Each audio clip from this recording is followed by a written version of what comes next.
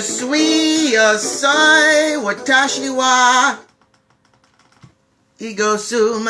I am Chris. This is Chris in English. And today is Friday Eve. Happy Friday Eve, everybody. Of course, as everybody knows, Christmas Eve is the day before Christmas. New Year's Eve is the day before New Year. Friday Eve is the day before Friday. And you only get one Christmas Eve every year. You only get one New Year's Eve every year. But you get 52 Friday Eves every year. Right, Anna Banana? I am so happy to see you today. I hope you're doing well. Happy Friday Eve to you. So Friday Eve traditionally is the day that we start planning our weekend. This weekend, I have no plans. Believe it or not, I have no plans this weekend. San Diego is in lockdown again. Very little to do. So I'm going to stay home. I'm going to clean my house. Fun. I'm going to watch some movies. Yeah, I like watching movies. I have seen almost everything I want to see, though. Oh my goodness, I'm out of entertainment. I guess I'll have to make my own. Nemo in the house. Happy Friday Eve to you, sir. I hope you're having a great day. Talking about my pre-weekend plans. Planning to start planning the weekend. Nothing to do. Everything is closed in San Diego. If you go outside, you gotta wear a mask and you can't be around crowds. So I'm gonna stay home, watch some shows, cook some delicious food, and just generally entertain myself. Hey, what are we going to do today? Of course, today we are going to have a word of the day. I'll be sharing a word with you that you can use in the English language. This is a pretty strange word today. This is a pretty strange word. It's an interesting word, one that you can use, but not very often. It's a fun one, though. What kind of shows am I going to watch? Asks Mr. Nemo. What am I going to watch this weekend? Oh, Spider-Man Far From Home is on Hulu, I think? Or Amazon. It's on Amazon. So I'm going to probably watch that. I watched it in the theaters, so I'll probably watch it again on TV this weekend. What else am I going to watch? There's a new miniseries called Brave New World, based on a book by Aldous Huxley. A book that I liked a lot when I read it. I've read it a few times now, starting in high school. It's a high school book. NBC just launched a new streaming service, and to celebrate the streaming service, they are releasing this new series, Brave New World, so I might give that a try. I might check out an episode and see if I'm going to like it. Other than that, you know how it is, Mr. Nemo. I'm going to pick up my remote control, I'm going to point it at the TV, I'm going to click, click, click, click, click until I see something I like, and then when a commercial comes on, I'm going to click, click, click, click, click till I find something else I like. How about you, Mr. Nemo? What are you going to do this weekend? Do you have any plans? Anything fun? Anything exciting? I hope so. I hope you're not just going to spend your entire weekend locked inside your room looking at your computer screen. Any plans?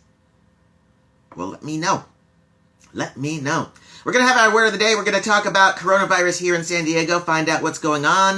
We'll get a little update about the Bonhomme Richard, the boat that is on fire in San Diego. We're going to talk about the death of the penny. The death of the penny. Play it by ear. That is a phrase of the day if I ever heard one, sir. Very good. Very good. I hope that when you play it by ear, you find good ear music to play too. Hello, Swiss Army Knife. I'm glad to see you, sir. I hope you're doing well. We're talking about our plan for the weekend and what we're going to do in our show today. We're going to talk about the death of the penny. It looks like the penny might be dying, and because we have a coin shortage in the United States, the death of the penny is coming faster. We'll talk a little bit about that. Little bit of grammar today. This week we've been talking about articles, words that we use with nouns. But we already finished talking about articles, so we're going to talk a little bit about adjectives, specifically order of adjectives. We can't just write adjectives in any order. There's a particular order they go in when we put them in front of a noun. Sendri is in the house. I'm so glad to see you today. Happy Friday Eve to you. Here's to you. That's a good cup of coffee. Oh, let's see. What else? We'll have our question of the day. That'll be the end of our show. Let's get to it. Coronavirus update. I'm good. I'm healthy. My family and friends are good and healthy. But San Diego, oh my goodness. Right now in San Diego County, we have 21,500 confirmed cases of COVID-19 from the coronavirus. Oh my goodness. 448 people have died in San Diego County. That number might not seem like a lot, but it is big for one county. And of course, my heart and my thought and my feelings go out to everybody who has lost any friend or any family member from this terrible, terrible virus. Of course, it just serves to remind us, wear your masks, wash your hands, maintain social distance, and make smart choices. You don't want to go to that big crowded party this weekend. No, you just want to stay home and play video games with me and Nemo. Actually, that's not a bad idea. Maybe I'll start a server. We can have some of us show up, play video games together so that we don't have to go out to the nightclub. How's that sound? Huh? So that's our coronavirus update for here in San Diego County. How are things in your neck of the woods, as they say on TV here in the United States? Are you guys healthy? Are you safe? Are your families healthy and safe? What about your countries? What's going on there? Let us know, because we care. We care about all of you. Next on our list, it's the part everybody's been waiting for. You've been very patient, and so here we go. It's our word of the day. And as always, if you want to see the word of the day, you can go to our website, christopherinenglish.com. You'll find the word of the day right smack dab on the top of the page, right under our title. And thank you to thefreedictionary.com for providing the word of the day every day.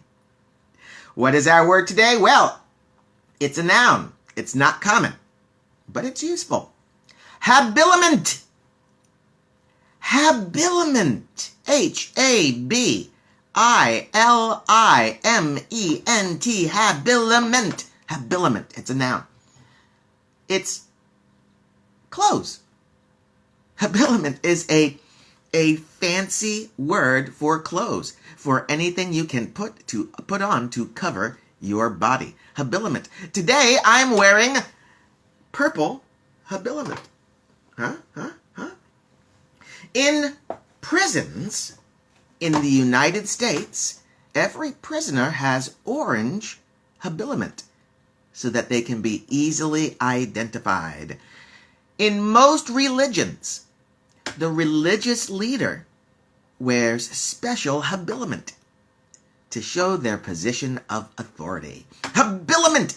That's our word of the day, my friends. It is a noun, and now it's your turn.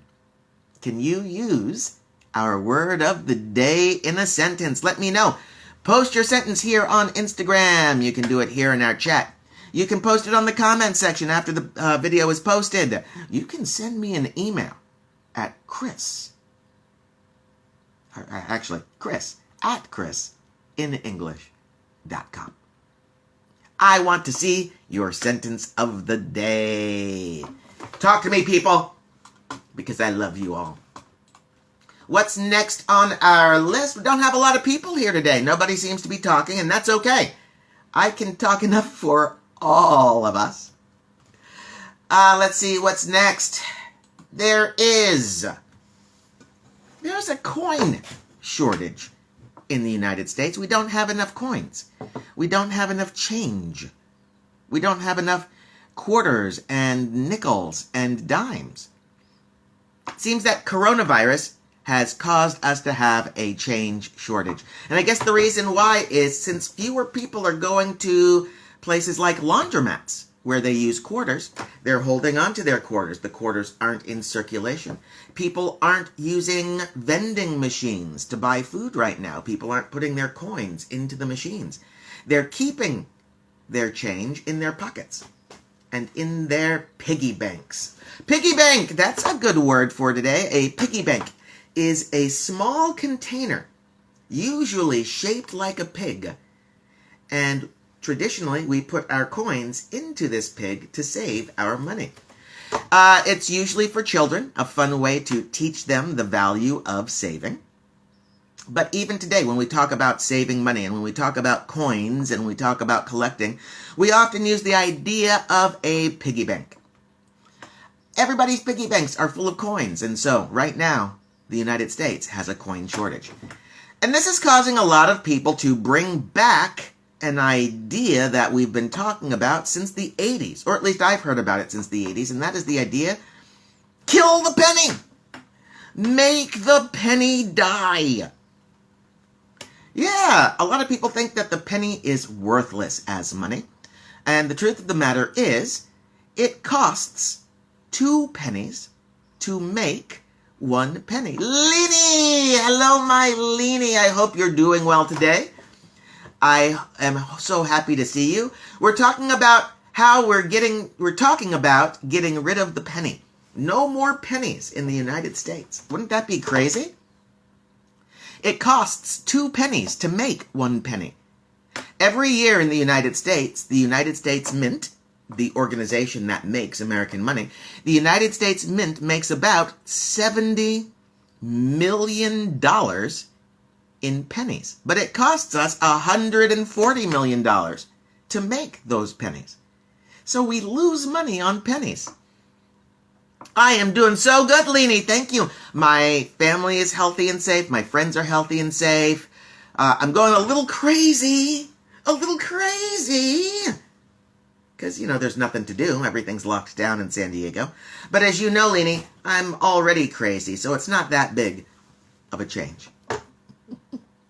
Leanie, when you left San Diego, how many pennies did you have? I think a lot of my students, when you leave San Diego, when you graduate from your schools and you go back to your countries, I think you leave with a lot of pennies. Mr. Marty in the house, good to see you, sir. When you went back to the Netherlands, how many pennies did you take with you? I ask because they're talking again about getting rid of the penny in the United States. Kill the penny, they say.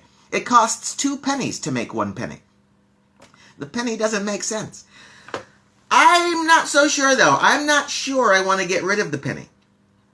I think maybe I want to keep the penny, and here's one good reason why. As you might remember, a lot of prices in the United States end in 99 cents. If we get rid of the penny, that means every company is going to raise their price 1 penny. Everything will be exactly 1 penny more expensive. And that's not good for you or me. Nemo, that is a great solution to the penny problem. Yeah, give them away. Give them away. Give them to someone who can use them. I think when school opens back up, I'm going to start something. I'm going to get a great big jar, like the kind we have water in, and I'm going to take it to my classroom, and I'm just going to invite all of my students to put their change in that jar, and when that jar is full, we'll donate it to a good cause. Let's see. Marty, he took all of his change home on accident. That's heavy. That's change is heavy. If it was in your suitcase, you probably had to pay to take those pennies back. It's true, though. A lot of my students end up taking home a lot of change. And I'm sure, you probably have a niece or a nephew, and you made them very happy by giving them a little bit of American money, right? Everybody likes getting money from a different country. It's exciting. But no more pennies. If you like the penny, save your pennies, my friend, because it looks like the United States is talking about getting rid of them again. You know who else does not want to get rid of the penny? The people of Illinois. The state of Illinois here in the United States President Abraham Lincoln is from Illinois. And President Abraham Lincoln is the person who we see on the penny. Oh, Marty's wallet is still full of pennies. Oh, Marty. Can you use them? Can you exchange them? Is it worth exchanging? I don't know.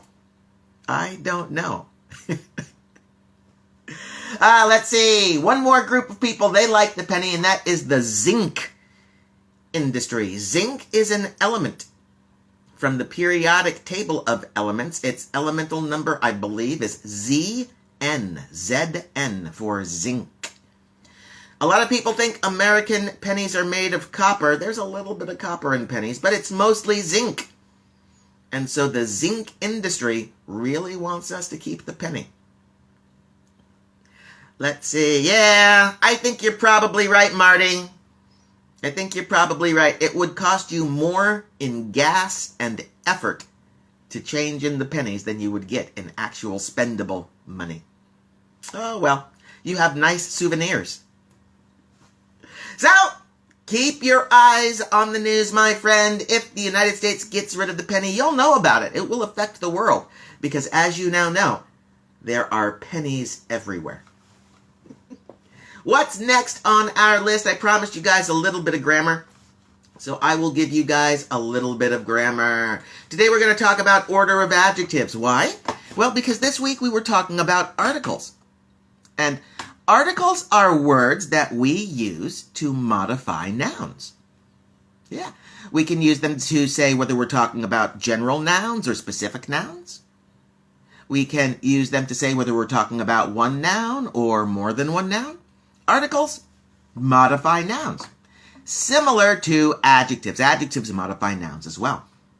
And something that a lot of people find interesting, and something that native English speakers find interesting because they generally don't know this in their heads. We always use adjectives in a specific order. We can't just throw adjectives into a sentence, into some random design. Look at my shirt, for example, right? We would never say my shirt is a purple, medium, cool shirt. We might not say that it's cool at all, ever. All right, maybe we can. We would use the correct order of adjectives to say that this is a cool, medium-sized purple shirt. Why? Here's the order of adjectives, and I'm going to say this. If you want to see it, check out my website because you'll see the exercise, order of adjectives, on there starting today. When we have a list of adjectives, this is the order they have to go in. We start with opinion. Cool, beautiful, nice, ugly, hurtful, malicious. If we have an opinion adjective, that will go at the beginning of the list, followed by size. How big is it? How small is it? How heavy is it? How light is it? When we talk about size, that goes next. Lexi! In the house, I'm happy to see you. I hope you're doing well. I hope you're saving your pennies. The United States is talking about getting rid of all of our pennies. Who knows? And we're talking about order of adjectives. When we have a list of adjectives, we have to put them in a particular order, starting with opinion and then size. After size, how big, how small, how heavy, how light, we use age. How old, how young. After age, we use shape. What is the shape? What is its geometry? After shape, we talk about its color. After color, we talk about origin. Where is the noun from? Where does it originate from? Then we can say things about its material. What is it made from? And finally, what is its purpose? Opinion, size, age, shape, color, origin, material, and purpose. I have a cool, small, roundish, white, Star Wars coffee mug. O-S-A-S-C-O-M-P. Very good. So if you want to remember the order of adjectives, just remember the word Ozeskump. Oh, wow, Marty, that sounds Dutch. Ozeskump. It sounds a little Dutch to my not Dutch ear.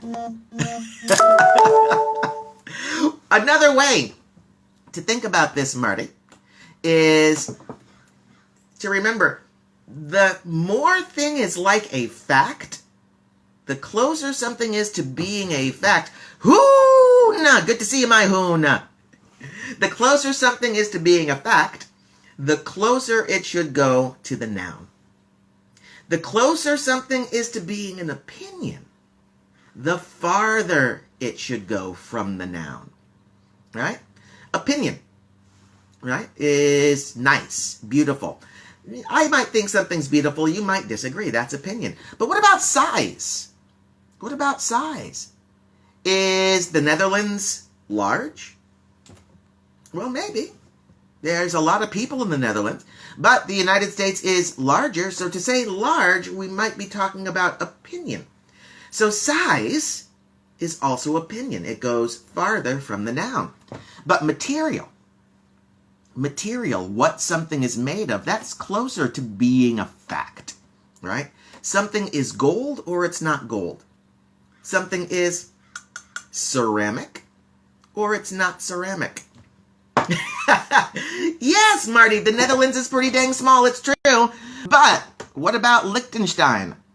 What about Liechtenstein? I bet you could fit a couple of Liechtensteins inside the Netherlands, right? No? Andorras? Vatican cities? I'm not sure, but I bet there is a country that is smaller than the Netherlands. Purpose. Is purpose kind of subjective? That's a good question. It can be in that most things don't have one purpose. In a philosophy class that I took when I was in school, we talked a little bit about this. Think of a chair. A chair has a purpose. A chair has a purpose. A chair's purpose is to be sat upon. But you could pick up a chair and hit me over the head and put me in the hospital, Marty. You could hit me with a chair and put me in the hospital. Marty, what did I do to you? What is the purpose of a chair? Is it to be sat upon or is it to be used as a weapon? You're right. Purpose can be a little bit subjective sometimes. But usually when we're talking order of adjectives, we're not looking at those nuances. We're usually talking about a noun that we can see and use and describe to our intended purpose. And that's what we're going to be using when we have the order of adjectives, our intended purpose. And that will probably usually be more fact than opinion. Does that make sense? I hope so. That's what I think, at least. That's my opinion. Or is it a fact? Order of adjectives is interesting to me because this is something that most native speakers don't realize. There was a news article that went viral a few years ago that talked about order of adjectives to Americans. And Americans didn't realize that there was an actual order we're supposed to put adjectives in. The thing is, though, even though Americans don't know the order, we use the order without even knowing it. Sometimes grammar is innate, not genetic, though there are some linguists who might disagree with me there. But some language is innate. We start absorbing it when we're young, and we just use the rules, even complex rules like the order to put adjectives. Anyway, that's what I've got to say on the order of adjectives. Thank you for listening to me spout off on a little bit of grammar today. That takes us to close to the end of our day. What are you guys doing? What are you up to? Everybody healthy and safe? I hope you are. I've got a question of the day for you. What's the best thing that you've ever bought? We have a change shortage in the United States. We're talking about getting rid of the penny, getting rid of things that we can use to buy things. So tell me this, what is the best thing that you have ever bought? When I was 13 years old, I had my first job. Now, usually in the United States, 13-year-olds don't have jobs, except when I was a kid delivering newspapers, but that wasn't my job. I got very lucky, and I was hired to be in a play. And I was paid for a 13-year-old a lot of money. They gave me $75 a week. I was wealthy. I was a wealthy 13-year-old with my $75 a week.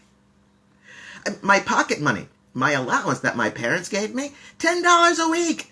I was making 7.5 times what my parents were giving me. Oh my goodness. 75. Now, yeah, remember, I was 13 at the time. This was back in 19... Don't do math. Don't do the math. This was 1982. 1982. So, back in 1982, $75 for a 13-year-old? That was the world. And I saved that money to buy something very specific. Back in 1982, I saved my money and I bought my first computer. My very first computer. It cost $500. And it wasn't very good as a computer. It was called the Commodore VIC-20. And the reason it was called the VIC-20 was because it had 20K of memory. 20K of memory. Oh my goodness, it was basically a calculator you could hook up to a TV. Let's see, what did Marty buy? Some JBL boombox speakers. Oh yeah. Oh yeah, what's your wattage? 500 each? 250 each? What'd you get? Ooh, did you get the equalizer that goes with it? Did you get a good amp? Are you gonna? Is this the start of your DJ career, Marty? Yeah, DJ MM. No. I would be a fan. I would be a fan. So I was 13 years old. I bought my first computer, a VIC-20, Commodore VIC-20 with 20K of memory. Marty bought himself some JBL boombox speakers. How about you guys? How about the rest of you? What is the best thing that you have ever bought? You can share with me here right now on Instagram. You can share with me later on Instagram if you're watching this.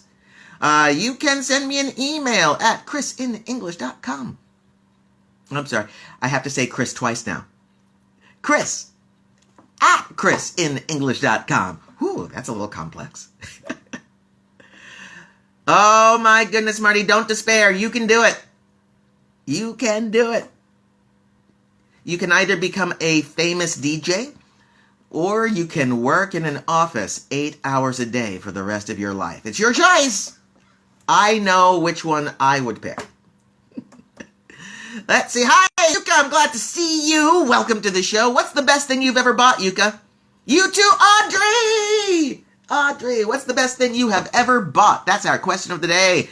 Nemo says his car. Nemo bought himself a car. What kind did you get, Nemo? Is it a deux chevaux? No. Is it a Lambo? Did you get yourself a Lambo? I want to know. What kind of car did you get? And the rest of you, yeah. What is the best thing you have ever bought? I got a VIC-20. Commodore VIC-20 computer. A horse! Oh my goodness. What a great answer. A horse. It's like a car and a dog combined. It's a pet that can take you places. I think that's great, Miss Audrey. What kind? Is it an Arabian? Is it what kind of horse do you have? I don't know about horses. I can't name horses. Nemo's horse is a VW Golf. Very good. That's a great car because they also have really good gas mileage. Let's see. Marty studying AI. Oh, that is great. But Marty, if you ever start working for a company called Skynet, quit. Don't work for Skynet, Marty. They're not good. They're not good. They think they know what they're doing, but terrible mistakes will happen. But still, that's a great field to be going into in 2020. It's a field that's only going to get stronger and stronger as we all move together into our future. Nemo, he can't afford a Lambo? Oh no! Don't worry, Nemo. I can't either. I can't either. That's why I'm going to wait for Marty to become a very famous DJ so he can buy Lambos for everyone. Oh, it's a show horse for the equestrian competition. Oh, that's fantastic. Do you do the little... I don't even know what that's called. When the horse does the little horse dance. What's that called, Audrey? Everybody likes when the horse does the little horse dance. Does anybody know what the horse dance is called?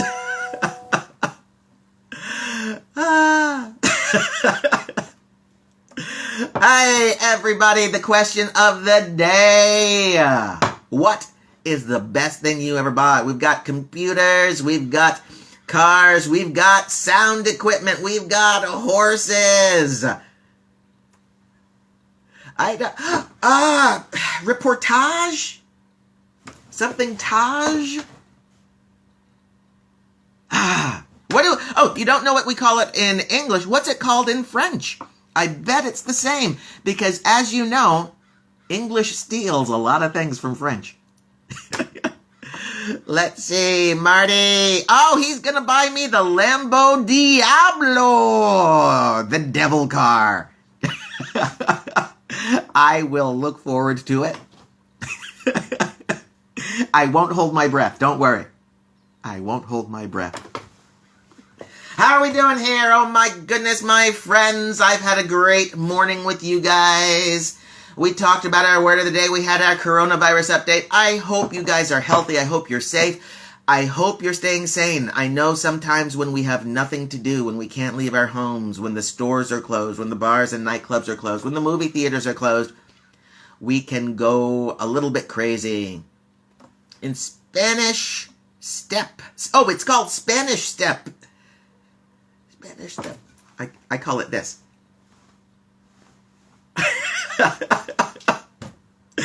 Oh my goodness. I am so glad to see you guys today. Save your pennies. We're getting rid of the pennies. Study your grammar. Today we looked at order of adjectives. And you still have time to answer the question of the day. What's the best thing you've ever bought? Thank you for joining me today. You guys are a great class. My name is Chris. I love you all. Go away.